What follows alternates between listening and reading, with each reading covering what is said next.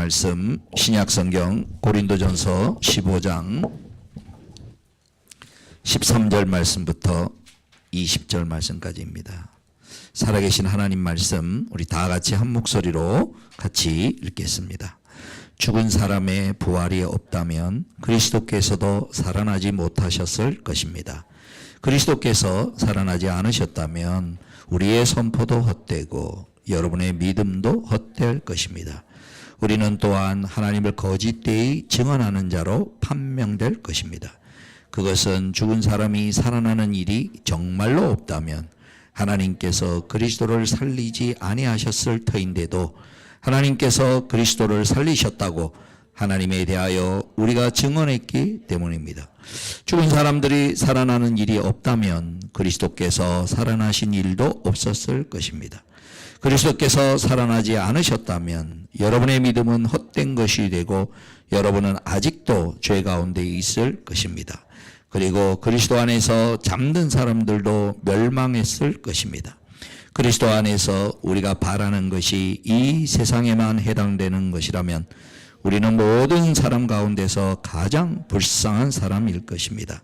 그러나 이제 그리스도께서는 죽은 사람들 가운데서 살아나셔서 잠든 사람들의 첫 열매가 되셨습니다. 아멘.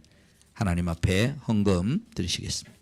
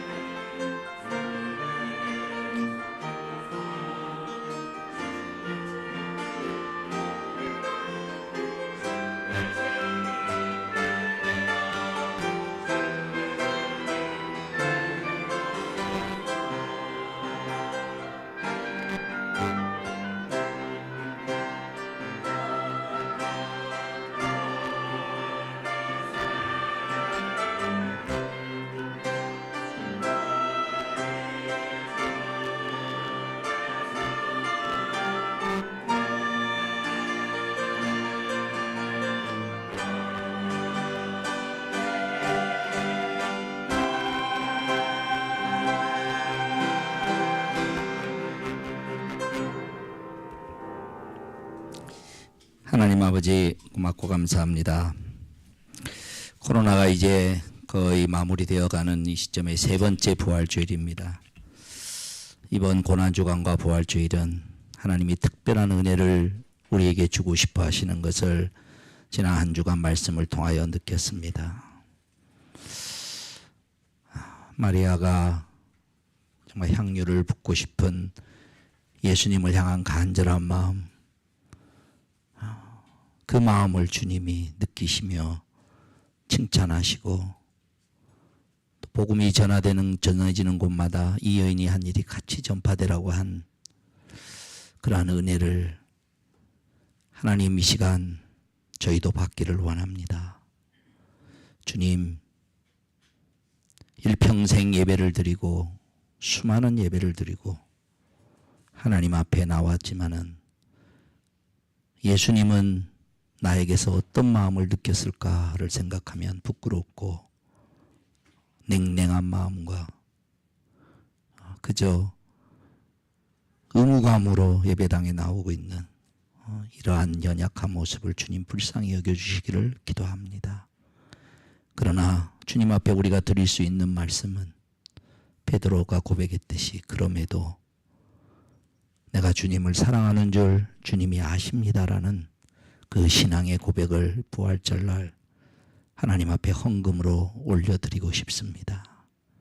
주님 이 시간 내 마음을 느끼시기를 원하시는 그 주님의 마음을 생각하면서 예배에 집중하게 하시고 예배가 마무리되었을 때 주님에게 우리에게 주시는 새로운 생기가 도는 이 성찬의 은혜와 말씀의 은혜 가운데 내가 이전과는 다른 신앙생활을 할 수 있는 내 인생이 새로운 출발이 될 수 있는 큰 은혜를 이 시간 하늘 창고를 열고 우리 각 사람에게 필요한 것들로 현실적으로 또 영혼의 그의 삶 가운데 하나님이 계심을 느낄 수 있는 형식으로 만져주시기를 간절히 기도하옵나이다. 예수님의 이름으로 기도하옵나이다.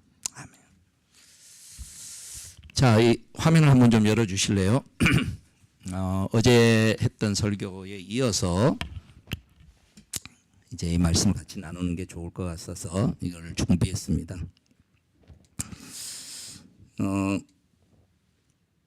이 그림은 세계의 십자가라고 렘브란트가 1653년도에 예수님의 십자가상의 모습들을 이렇게 그려놓은 겁니다. 여러 군상들, 여러 사람들의 얘기가 나오는데 어제 그런 말씀을 드렸죠. 이제 겉으로 보기엔 누가 죄인이고 누가 죄수냐면 십자가에 달려 처형되고 있는 사람이 죄수죠. 그죠? 겉으로 보기엔. 그리고 그 밑에는 그렇게 되도록 재판을 한 사람들, 또 거기에 가담한 사람들, 이 사람들이 의인인 것 같은 거예요. 근데 본질은 어떻게 되느냐? 본질은 그들이 보이고 있는 태도나 모습에서 오히려 밑에 있는 사람들이 죄인이고 죄수로서 죽고 있는 겉으로 보이는데 예수님은 죄가 없은 모습으로 이 본질은 드러나고 있는 거예요. 본문에서. 죄가 없으신 분이 죽는 거예요. 그거는 어떻게? 밑에 있는 죽어야 하는 죄인들을 위하여 대신 죽으시는. 그러면서 이걸 이제 증거를 하는 거예요. 자, 첫 번째, 예수님이 죄가 없다. 죄인으로 죽고 있는데 죄가 없다라고 몇 차례에 걸쳐서 이제 오늘 증언을 한번 추적해 보려고 그러는 거예요. 첫 번째는 재판의 전체적인 최종 책임자. 그 누구냐면은 빌라도죠. 빌라도가 재판관인 거예요. 지금 총독으로서. 근데 이 재판이 유대인들의 지도자가 모함해서 죽이려는 걸 알았어요. 아무리 자기가 찾아봐도 예수는 사형에 처할 만한 죄가 없었다. 본인이 아는 거예요. 그래서 성경에 이렇게 기록이 되어 있습니다. 나중에 여러분 돌아가시면 보시기 바랍니다. 누가복음 23장 22절 보면 베드로가 세 번째 말하였다. 굉장히 노력한 거예요. 예수님을 풀어주려고. 나는 그에게서 사형에 처할 아무것도 찾지 못하였다. 그러면 무죄 방문을 했어야죠. 그 직무유기인 거예요. 만약에 빌라도가 이때 무죄 방면했으면 빌라도의 이름과 역사는 완전히 성경에 다르게 나올 거예요. 다른 사람을 통해서 예수님은 십자가에 갔겠지만 최소한 사도신경으로 우리가 예배 드릴 때마다 제가 그랬잖아요. 늘 자주 얘기했잖아요. 이 세상에서 이렇게 많이 욕먹는 사람은 없어요. 교인들은 잘 욕 안 하는데 여러분 사도신경으로 욕한다고 있다는 거 아십니까? 저희 사도신경 할 때마다 본디오 빌라도에게 고난을 받. 제가 본디오 빌라도 이름을 몇 번 불렀을까요? 여러분 한번 생각해 보십시오. 여러분 수십 년 교회 다녔으면 1년에 주일 예배만 와도 52번 부른 거예요. 사도신경. 그럼 도대체 빌라도가 뭐 그렇게 큰 죄를 지었냐. 오히려 더 밑에서 압박하고 죽이도록 한 바리새인들과 서기관들이 더 나쁜 놈들이죠. 예, 그렇습니다. 더 나쁜 놈들입니다. 그럼에도 불구하고 그의 위치가 뭐냐면은 재판장은 죄 있는 자는 죄 있다 그러고 죄 없는 자는 죄 없다 그래야 돼요. 그거를 자기가 쏘가가지고 재판 실력이 부족해서 못했다면 그래도 어떤 여지가 있어요. 근데 빌라도는 확실히 예수가 죄가 없다는 걸 알았어요. 알면서도 불구하고 자기의 정치적 입지 때문에 자기가 여기서 이 사람들의 편을 안 들어주면 반란을 일으킬 조짐이 보이니까 총독으로서 그 지역을 다스리는 데 있어서 로마의 문책을 받을 거라. 어차피 몇 년 후에 총독에서 자리 떨궈졌어요. 빌라도는. 그럼에도 불구하고 그 알량한 이 땅에서의 어떤 자기의 운신과 위치가 자기가 마땅히 결정을 내려야 할 그 위치를 뒤집어 엎을 만큼 자 그럼으로써 보이는 게 뭐죠? 인간의 연약함인 거죠. 어떻게 생각하면 빌라도는 참 억울한 사람 같아요. 근데 억울한 거랑 상관없이 할 거는 해야 되는 거예요. 억울하다고 해서 저희가 재판장인데 재판장으로서의 자기 의무를 안 한다면 그리고 이게 세기의 재판이잖아요. 그래서 저는 참 최고의 기회를 놓친 사람이 난 빌라도라고 생각을 해요. 인생 일대의 기회, 역사적인 기회를 자기 이해관계에 얽히면은 이 얼마나 거대한 사건인가에 가치 있는가를 못 본데도요. 이건 일부 때 설교 안 한 내용인데 한번 잘 생각해 보시면 우리가 얼마나 천박한 그런 자기중심주의적이고 노예적 가치, 세상적 가치에 얽매여 있냐면은 최종 판단의 근거가 하나님이 뭘 원하시느냐. 그 다음 한 걸음 더 나가면 이게 내 양심은 이게 아니라고 생각하는데 그렇게 하면 내가 불이익을 당할까 봐.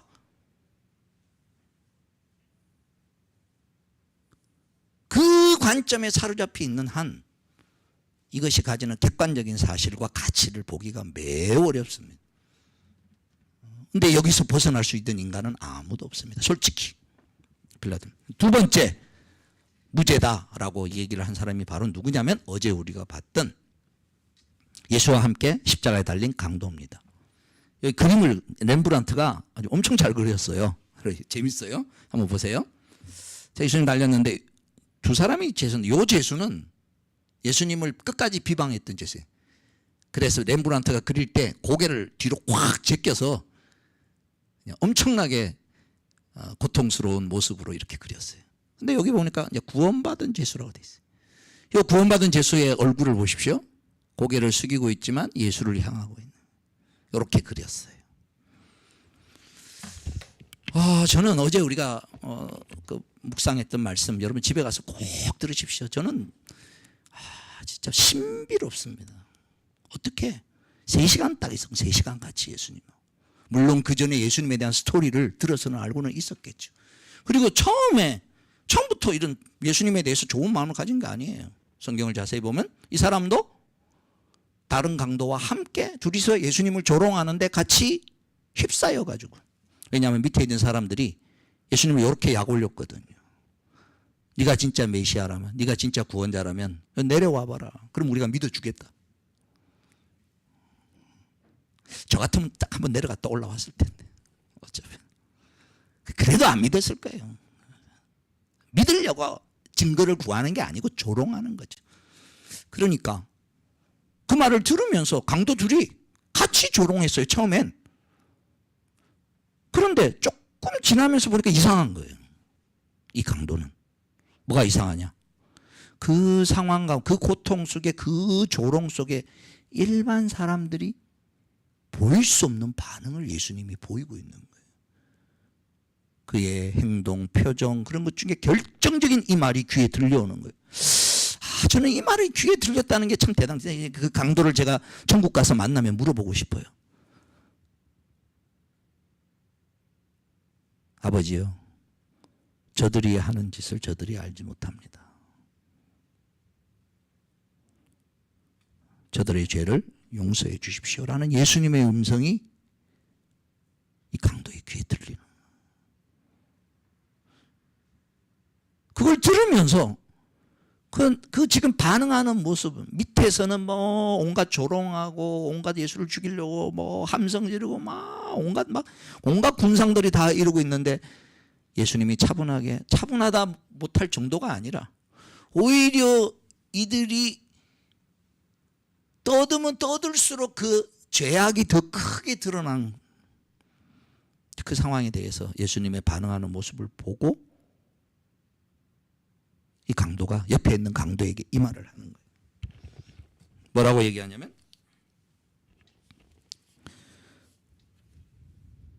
누가복음 23장 41절 말씀을 보면 우리가 처벌을 당하는 것은 너무나 마땅한 거지만 이분은 아무것도 잘못한 것이 없도다.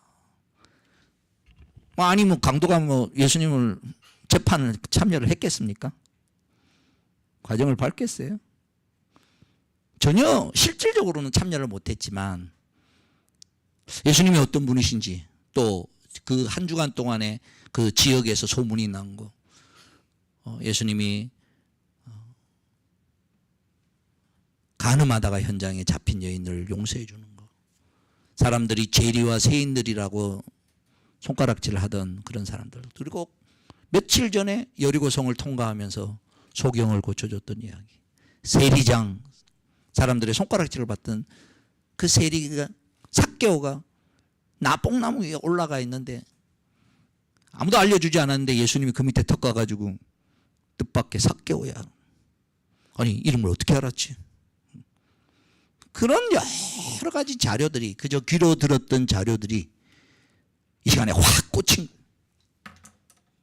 저는 오늘 이 자리에 예배 드리는 성도는 우리 성도님들 수십 번 설교 듣고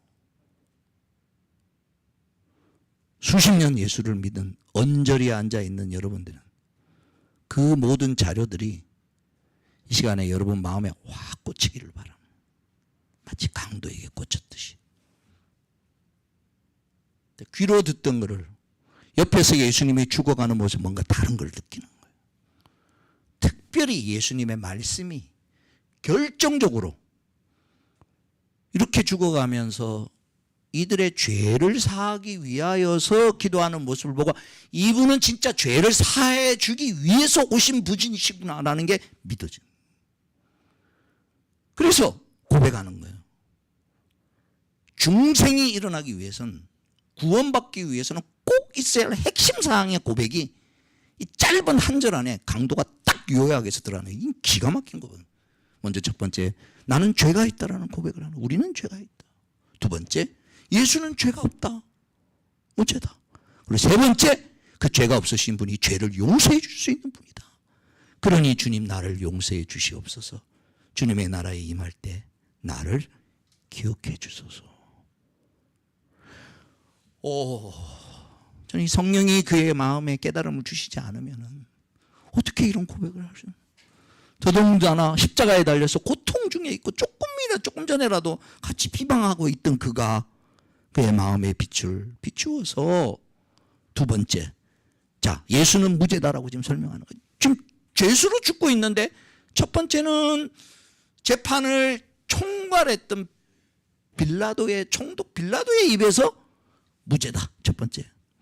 두 번째는 강도로 같이 같이 매달라 죽으면서 옆에서 각각이 지켜보니까 무죄다. 그죠? 세 번째 무죄 선고가 또 나옵니다. 자, 그 사람 누구냐? 여기 빨간색으로 제가 이렇게 해놓은 백부장. 여기 딱 무릎 꿇고 백부장이 이제 형 집행관이거든요. 여러분 제가 그 장로님 성함을 잊어버렸는데 내가 1분 마치고 그 성함 좀 찾아보려고 그러다가 손님이 와가지고 얘기하느라 깜빡 잊어먹으래. 죄송합니다. 여러분 나중에 한번 찾아보세요. 우리나라에 우리 저기 안경주 집사님 잘 알 텐데 그 장로님 여러분 사형 집행을 많이 해봤던 교도관 지냈던 장로님.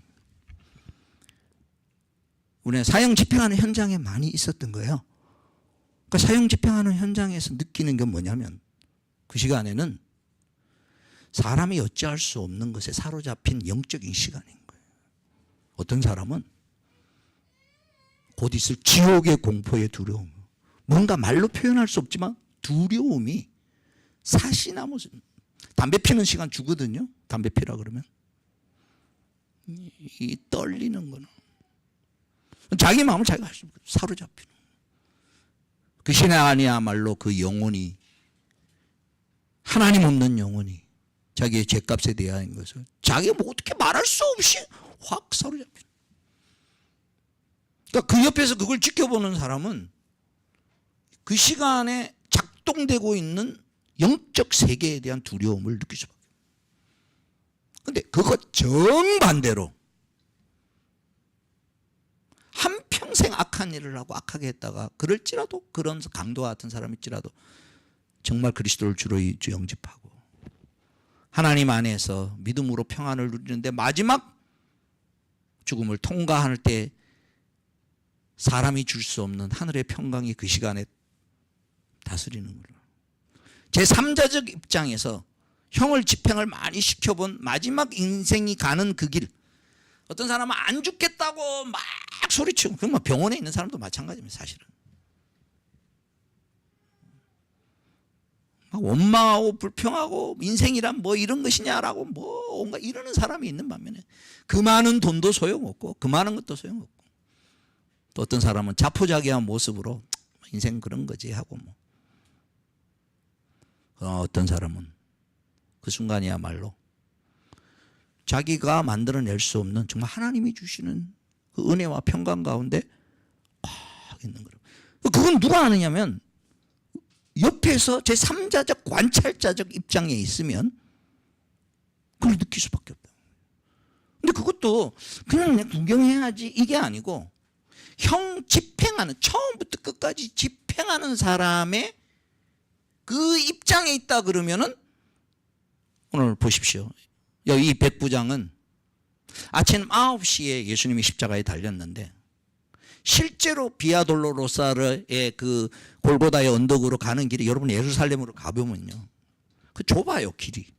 그리고 이게 계단으로 되어 있고 이게 돼 있었어요. 그 무거운 십자가를 지고 예수님 쓰러질 수밖에 없어요. 그거는 예수님 뭐 허약 체질이라서가 아니라 누구든 쓰러질 수밖에 없어요.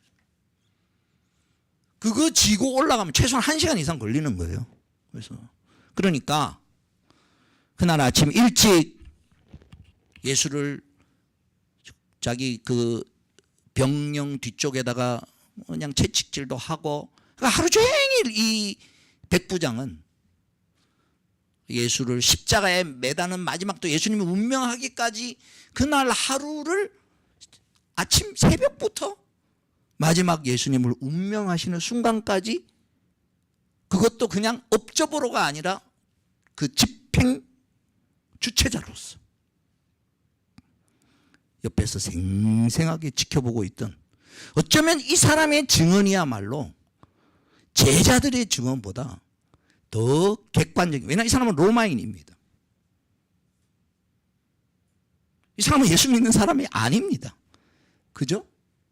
자기가 본 거, 자기가 느낀 거 있는 그대로 표현한 거. 그가 채찍에 맞고 침뱉음을 받고 그러는데 그가 보인 반응들 이상하다. 그를 조롱하고 그래 하는데 십자가에 매달려서 7마디를 하는데 그걸 옆에서 듣고 있으면서 마지막 숨을 거두는 순간을 보고 백부장이 이렇게 고백합니다. 오늘 세복음서 제가 다 읽어드릴게요. 한번 비교를 해보십시오. 누가복음 23장 47절에 백부장은 그 일어난 일을 보고 하나님께 영광을 돌리며 말하였다. 이 사람은 참으로 의로운 사람이었다. 아까 첫 번째 죄가 없는 사람이었다고 고백하는 거죠. 마가복음 15장 30절 예수를 마주보고 서 있는 백부장이 예수께서 이와 같이 숨을 거시는 것을 보고서 말하였다. 참으로 이분은, 여기 한 걸음 더 나갑니다. 하나님의 아들이셨다. 마태복음 27장 54절 백부장과 그와 함께 예수를 지키는 사람들이 지진과 여러 가지 일어난 일을 보고 몹시 두려워하여 말하기를 참으로 이분은 하나님의 아들이셨다 라고 고백합니다. 그래서 이 그림, 판화 그림 중에 제일 정중앙에 백부장을 놓은 거예요. 렘브란트가 그릴 때. 그리고 이 렘브란트 참 재밌어요. 뭐가 재밌느냐? 아니 그 현장에 왜 여기 화가라고 돼 있죠? 요 사람이 렘브란트예요. 자기도 그려놓았어. 너무 재밌지 않습니까? 아니 저 사건이 일어날 땐 저 화가는 없었지, 살려놨는데 자기가 그리면서 자기를 집어넣어놨어요. 이게 뭐겠습니까? 예수의 십자가의 사건이 나와 관련이 있는 사건이다는 렘브란트의 신앙의 고백인 거예요. 멋지지 않습니까? 여러분도 좀 그림 이런 거 좀 그려보십시오. 음악도 만들 때 이런 걸 좀 여러분의 신앙 고백을 집어넣어가지고 객관적인 사상을 하면서 나도 그렇습니다. 자, 이 세 번째, 예수님이 의인이셨는데 여기 백부장 한 걸음 더 나가 증언하는 거예요. 하나님의 아들, 이게 뭐냐, 신적인 어떤 느낌을 느꼈다는 거예요. 막 믿으려고 애쓴 사람이 아니라 누구보다도 제가 늘 자주 말씀드리는 로마가 한참 힘을 발휘할, 특별히 예수님이 십자가에 달려 죽을 때 AD 이때 33년 됐을 때인데, 이때는요 로마가 아주 강력하게 전 세계를 다스리고 있었던 그 가장 중요한 이유가 뭐냐면 로마 군대가 살아있을 때, 로마 군대가 살아있을 때라는 건 뭐냐면 귀족의 아들들이 전부 백부장들이었어요. 근데 나중에 이게 이제 대체되면서 용병으로 돈 주고 사오면서 로마가 이제 쇠락기를 걷게 되는 거예요. 어려서부터 자라면서 물을 검해서 백부장이라 그러면 꽃이에요. 우리로 따지면 영광급 장교들 중에서 최고의 엘리트 장교들이에요. 그저 전쟁만 잘하는 게 아니라. 그러니까 이 백부장의 입을 통하여 지금 고백하는 것은 어떤 의미에 있어서 일반 현대인들에게 있어서는 훨씬 더, 제자들이 말하는 것보다 훨씬 더 설득력 있는 고백인 거예요. 왜? 객관적으로 지켜보고. 그랬는데 마지막은 뭐냐? 자기가 예수를 믿는 거 아니에요. 물론 이 사람이 나중에 믿었는지 안 믿었는지는 모르겠어요. 성경에 기록이 없으니까. 그러나 예수님을 십자가 처형을 집행했던 집행관으로서 하루 종일 그 옆에서 지켜보면서 이분은 하나님의 아들입니다 라고 그가 고백했다는 거예요. 지금 이게 세 번째 증거, 마지막 결정적인 증거가 네 번째에 있습니다.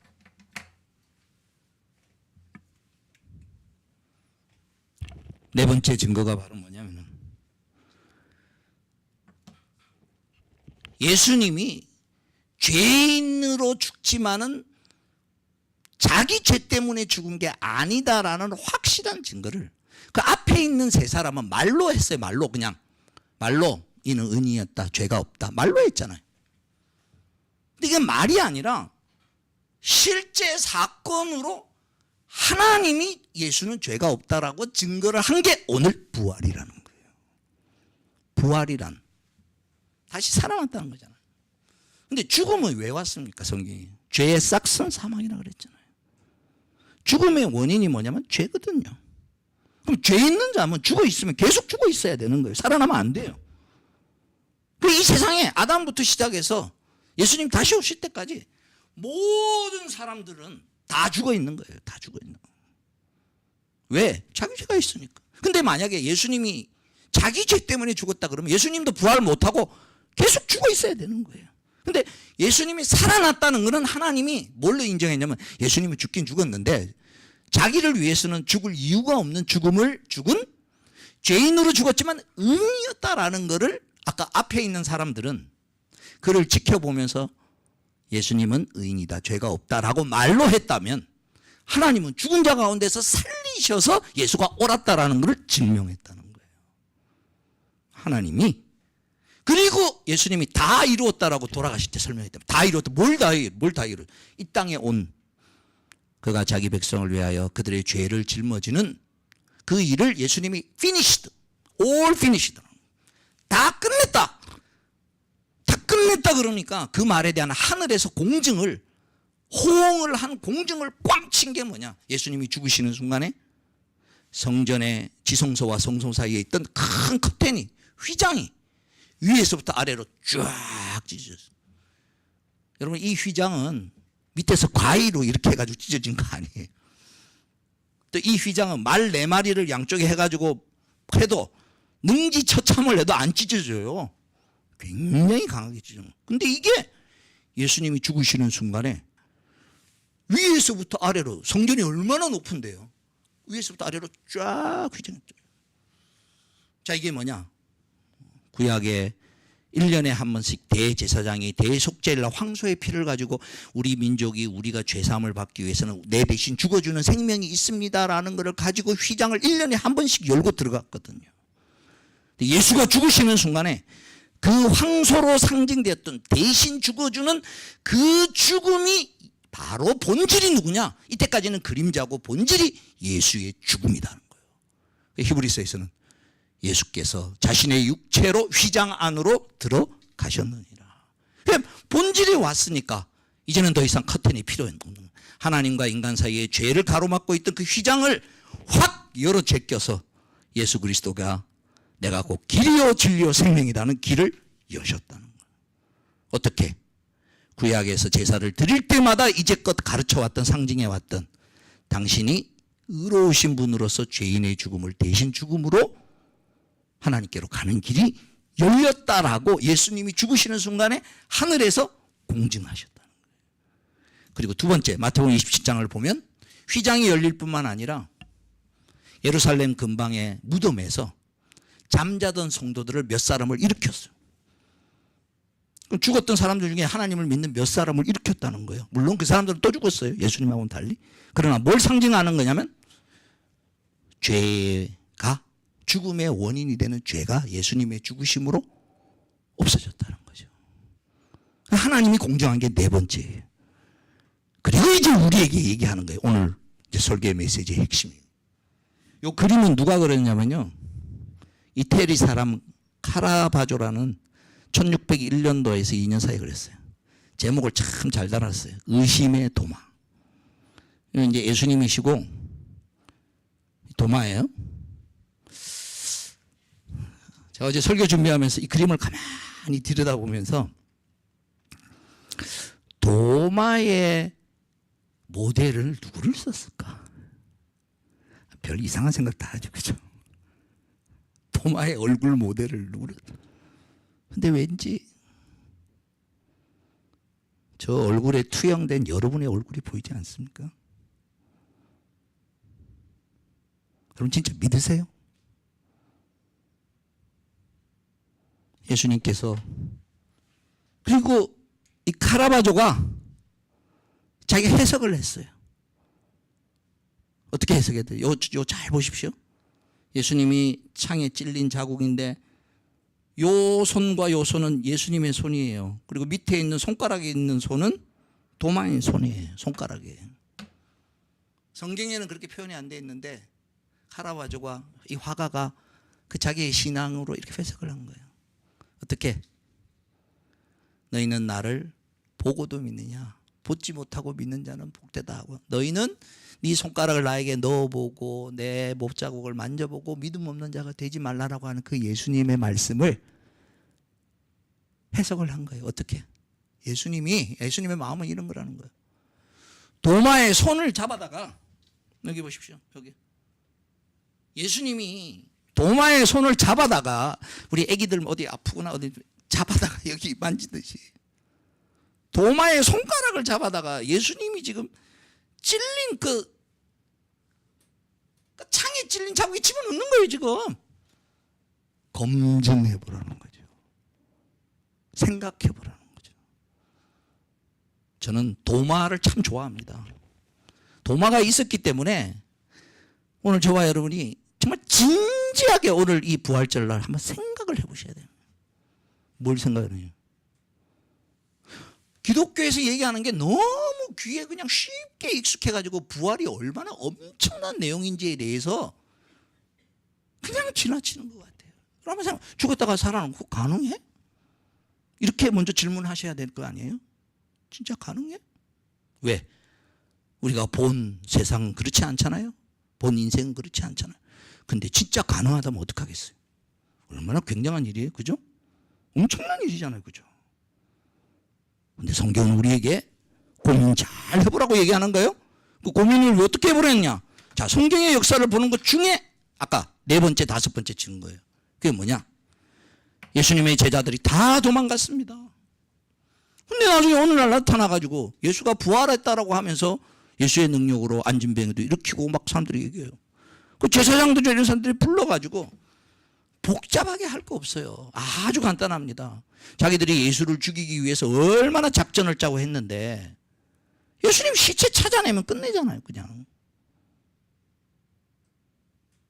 루머죄, 우리로 하면 소요죄, 그리고 유언비어죄인 거죠. 그 유언비어죄를 할 거예요. 고 예수님의 제자들이 예수님의 시신을 훔쳐갔다라고 말을 하고 이렇게 했던 예수님의 제자들 다 잡아들여가지고 다 문초하고 다 조사해가지고 예수님의 시체가 왜 못 찾겠어요? 하다못해 뼈다구라도 찾을 수 있죠. 만약에 있다면. 로마의 총 정보력을 동원해서 그거 왜 못 찾겠어요? 못 찾은 거죠. 근데 그들은 도망가지 않고 담대하게 예수의 이름을 얘기하는 거죠. 기독교 운동을, 예수 운동을 한 방에 종식시킬 수 있는 게 뭐냐? 예수의 시체를 찾아다가 예루살렘 성전 앞에 일주일만 딱 전시를 해놓으면 끝나는 거예요. 기독교는 없는 거예요. 근데 못 그랬어요. 그럴 수가 없어요. 자, 이제 사도 바울의 오늘 읽은 본문을 갑니다. 오늘 여러분 설교 제목이 부활, 그러니까 객관적인 부활의 얘기. 두 번째, 부활이라는 그런 개념과 내용이 있어야 두 번째, 예수의 부활도 가능했다. 그 다음에 세 번째, 예수의 부활이 있어야 나의 부활도 가능하다. 그래서 오늘 제목이 부활, 예수의 부활, 나의 부활 이렇게 연결돼요. 죽었다가 살아나는 게 어떻게 가능합니까? 가능하대요. 근데 우리 같은 사람이 하나님이 쉽게 알 수 있도록 세상의 법칙을 한번 바라는 거예요. 세상의 법칙을 한번 바라는 거예요. 왜냐? 여러분 화가가 됐든지 음악가가 되었든지 한 사람은 그 사람이 가지고 있는 특징이 그의 작품 속에 나타나는 법입니다. 하다못해 누가 그러더라고요. 수술해서 꿰매운 자국만 봐도 아 이건 어느 선생님이 수술했구나 안 돼요. 알아요. 표가 나타나요. 이렇게 묶는 거라든지 뭐 방법이라든지 이런 게 다 나타나. 하나님이 온 세상을 다스리고 물질 세계도 다스리고 자연 내추럴 로도 다스리고요. 세상의 일반적인 법칙도 다스리고 영의 법칙도 다스리고 인생의 운명의 법칙도 다스리는. 근데 같은 브랜드예요. 그러면 일반적인 법칙 가운데 속에 하나님이 심어놓은 자연 법칙 가운데 속에 부활이라는 것을 사도 바울이 이렇게 표현을 해요. 야, 한 알의 밀알이 밀을 땅에 심어서 썩지 않냐? 썩으면 끝이냐? 썩었는데 새 생명 나지. 그게 자연 속에도 있지 않냐? 영혼의 세계 속에서도 있다는 거예요. 당연히. 그리고 더 나아가서 얘기를 합니다. 원래 하나님이 사람을 지었을 때는 우리는 지금 다 죽는 게 정상이라고 생각을 해요. 아니라는 거예요. 우리가 지금 쏟고 있다는 거예요.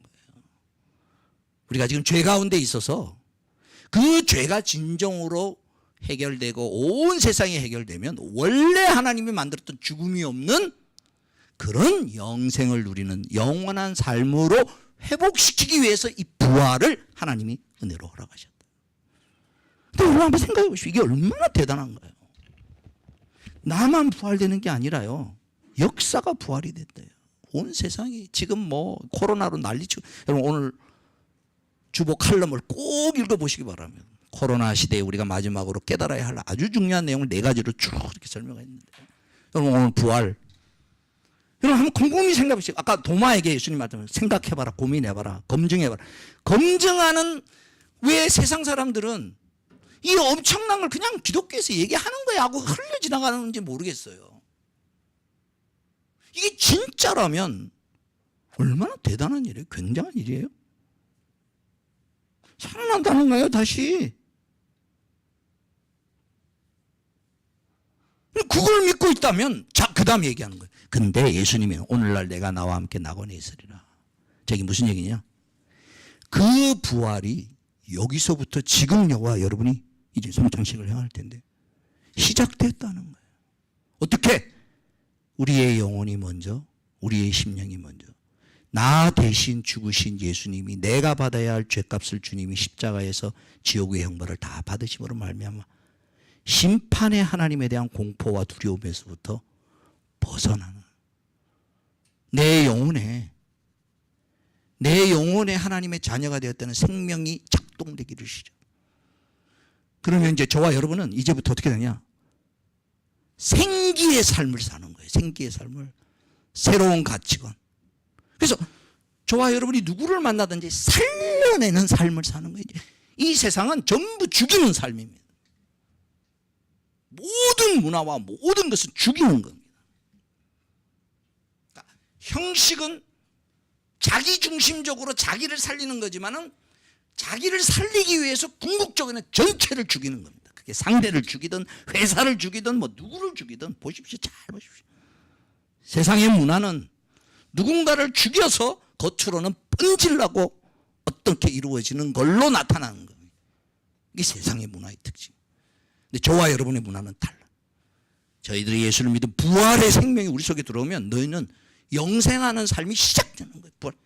그래서 저와 여러분이 말하고 행동하고 모든 것은 내가 희생되는 것 같은데 나를 만나는 사람들을 살려내는 거예요. 나도 살아나고 살려내는 삶이 이어지는 게 이 땅에서의 죽음인 거예요. 이 땅에서 저와 여러분 죽을 때 죽는 거 아니에요. 옮겨가는 거예요.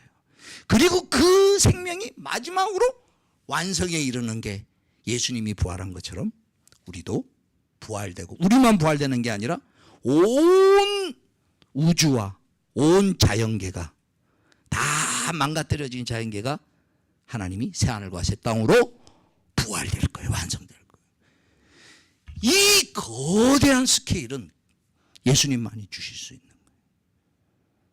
거예요. 여러분 오늘 이제 부활절을 마무리하고 이제 성찬식을 먹으면, 이 성찬을 먹으면서 예수님이 죄인으로서 죽으시는데 의인이신 분으로 밑에 있는 사람들은 오히려 의인인 척하지만 실제로는 죄인이었고, 그 죄인들을 위하여 예수님이 죽으신 것을, 그걸 저와 여러분이 받아들여요. 그리고 해필이면, 이제 마지막 말씀을 연결합니다. 왜 해필이면 2022년 고난주간과 부활절에 대해 남성교회에 이 메시지를 주셨는가? 저는 우리 사랑하는 남성의 식구들에게 꼭 권하고 싶습니다. 고난주간에 주신 말씀과 오늘 주신 말씀을 도마처럼 예수님이 지금 여러분 손가락 붙잡고 당겨서 여러분의 인생이 다르게 살아가기를 바라시는, 다르게 살아가기를, 생명의 능력의 역사가 있는 삶으로 여러분 마음이 움직여지고, 그 마음 가운데 속에서 이 성찬을 먹으면서 예수님이 나 대신 죽으신 것과 그 다음에 이거를 어떤 음식을 먹었을 때 새로운 어떤 에너지를 얻듯이 여러분 영적 에너지를 얻는 오늘 잊을 수 없는 부활절이 되기를 주님의 이름으로 축원합니다. 우리 장로님들 나와주시기 바랍니다.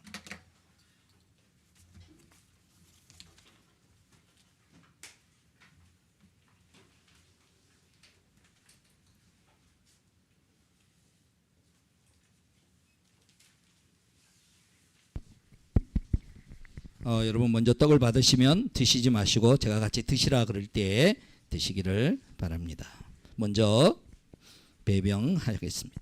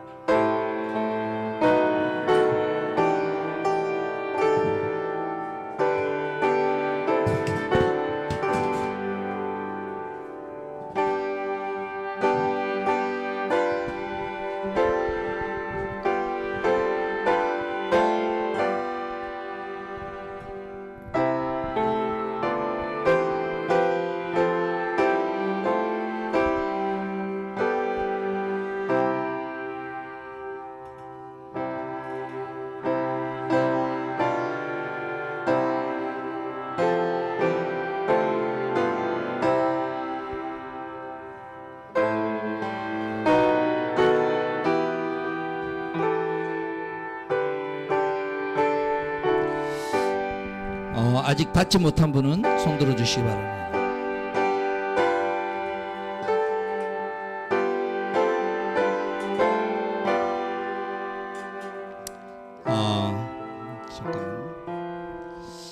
이 시간에 성찬을 진행하면서 이거는 보이는 그림 언어입니다. 이렇게 떡을 먹을 때 이 떡은 이렇게 떼어준, 예수님이 떼어준 그 안에 어떤 의미냐면 방금 말한 저 내용이 들어있는. 오늘 여기 앉아 계신 분 중에 내가 세례를 받았든 안 받았든 목사님이 설명하는 예수님의 이야기를 나는 받아들입니다 라고 생각이 드시면 성찬에 참여하시고 바로 세례를 받으십시오. 여러분 그냥 오늘 지나치지 말기를 바랍니다. 예, 자 같이 떡을 드시겠습니다.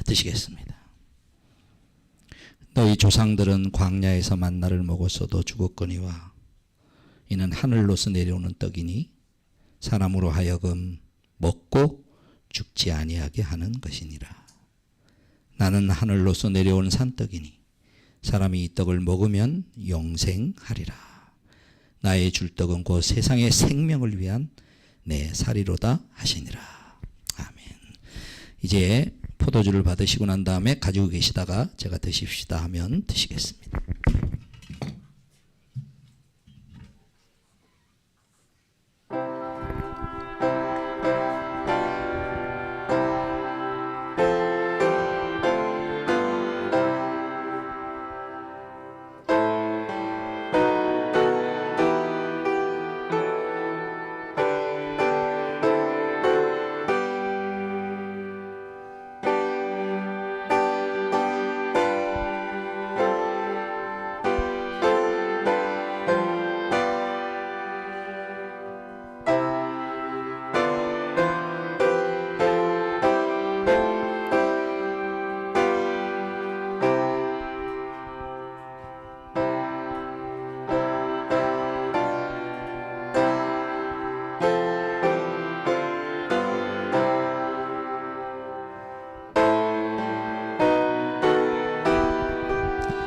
혹시 받지 못한 사람이 있으면 손 들어 주시기 바랍니다.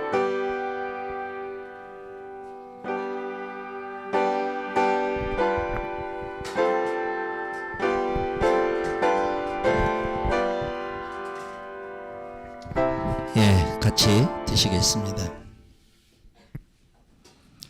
예수께서 이르시되 내가 진실로 진실로 너희에게 이르노니 인자의 살을 먹지 아니하고 인자의 피를 마시지 아니하면 너희 속에 생명이 없느니라.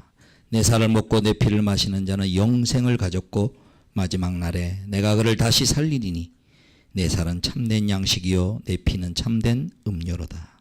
내 살을 먹고 내 피를 마시는 자는 내 안에 거하고 나도 그 안에 거하나니 살아계신 아버지께서 나를 내가 아버지를 인하여 사는 것 같이 나를 먹는 그 사람은 나를 인하여 살리라.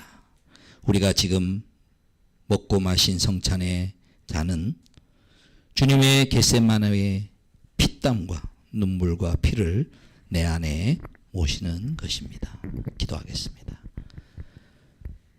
우리 구주 예수 그리스도의 구속의 은혜와 하나님 아버지 크신 사랑과 성령의 교통하시고 함께 하심이 정말 부활이 있다면, 내 인생이 부활로 끝난다면 이 땅에 있는 어떤 곳과 비교할 수 없는, 그리고 그 부활 생명을 지금 여기서부터 내 안에서, 내 영혼에서, 내 삶에서 생명을 살리는 일을 내 인생의 최고의 가치로 알고 살아갈 때 예수님께서 그때그때 함께 해주시고 이 성찬으로 우리에게 새 힘과 용기를 주셨듯이 믿음으로 말미암아 신앙생활을 새롭게 또 내 마음에 힘을 얻으면서 오늘의 부활절을 맞이하는 주의 사랑하는 자녀들 머리머리 위 이제로부터 영원토록 항상 함께 있을지어다. 아멘.